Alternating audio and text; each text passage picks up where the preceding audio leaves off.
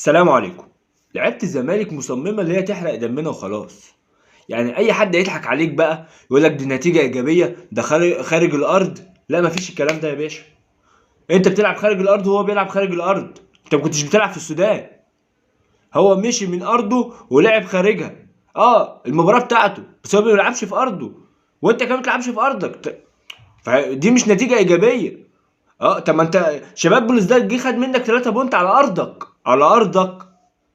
وبقى ايه اللي مش عندك، او ايه الدافع اللي مش عندك اللي انت تروح تاخد 3 بونت مع احترامي من المريخ السوداني اللي هو فريق متواضع.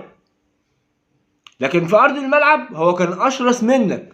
هو الحافز عنده اللي هو ياخد 3 بونت مع فرق الامكانيات، امكانيات اداريه، ماديه، لعيبه، فنيه.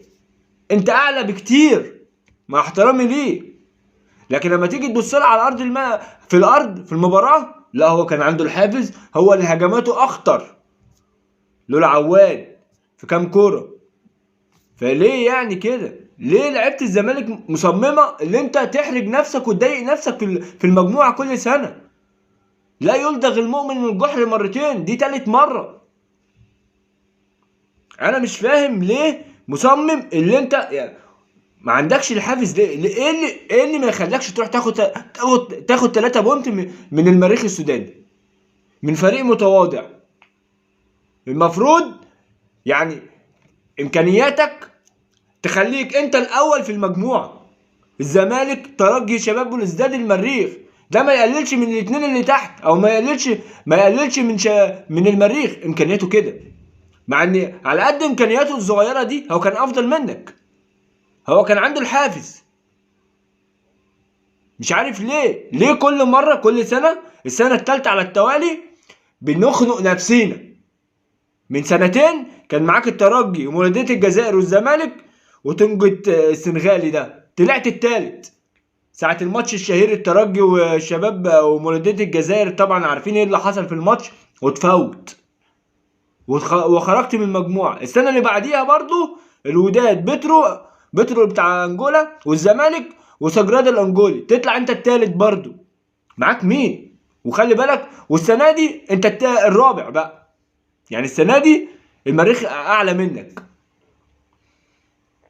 ليه طيب؟ مع ان في ال3 سنين اللي فاتوا بالسنة دي، مع احترامي، اللي كان معاك وداد، اللي كان معاك ترجي، اللي السنة دي ترجي. يعني هم دولت اللي بينافسوك على الصعود، لكن انت مصمم بتخسر على ارضك. طب انت بقى هتلعب الترجي ازاي الماتش الجاي بقى كده بالشكل ده؟ هتروح تلعبه في تونس هتكسبه؟ انت لازم تكسب ترجي، لازم. ما انت نقطة، انت نقطة. مع احترامي للمريخ، ده 6 بونت بتاع كل فريق. حتى لو هو كان ادى شوية النهاردة في الترجي كان كويس، لا، بس هو الطبيعي مع احترامي للمريخ ده ال6 بونت بتوعه رايحين. الا بقى لو ربنا كرمهم بقى، ربنا يكرم الجميع يعني. فانت كده لا. الترجي خلي بالك السنة اللي فاتت على ما اعتقد، او السنة اللي قبليها، جه كسبك على ارضك. وحصلت الحوار اللي هو بتاع الواد مسك رجله وجاله شد عضله وراح يجيب جون وانفراد والكلام ده. فما انت يعني الزمالك ما توقعش نفسك في المشكله دي كل مره. انت اللي بتحط نفسك في المشكله، محدش بيحطك. انت اللي بتدخل نفسك. لعيبه الزمالك بتدخل نفسها، دي ما فيهاش بقى يا جماعه. اداريا مع احترامي بقى، الاداره ساعات بتاثر والفنيات بتاثر، لكن 11 قدام لا 11، امكانيات قدام امكانيات. ما تقوليش بقى فرق التوقيت والارض. ما الناس التانية احسن منك؟ لو الناس التانية بتعرف تلعب في التوقيت ده وفي الارض دي، وهم امكانياتهم احسن منك بكتير، اما انت ليه عمال تاخد في ملايين؟ انا مش عارف. يعني القاره دي معروفها صاحبها مين؟ اهلي، زمالك، الترجي اللي بدأ يخش، مع احترامي الوداد، الناس دي بدأت تيجي. ليه الزمالك مصمم ولعبته اللي هي تحرق دمنا؟ مجموعة متواضعة، معاك ترجي، معاك شباب بلوزداد، معاك المريخ، اول زمالك، اللي يجي بعديك يجي. لكن انت الرابع. انت اللي بتحط نفسك في مشكلة كل سنة. انت اللي لازما تتغلب على ارضك.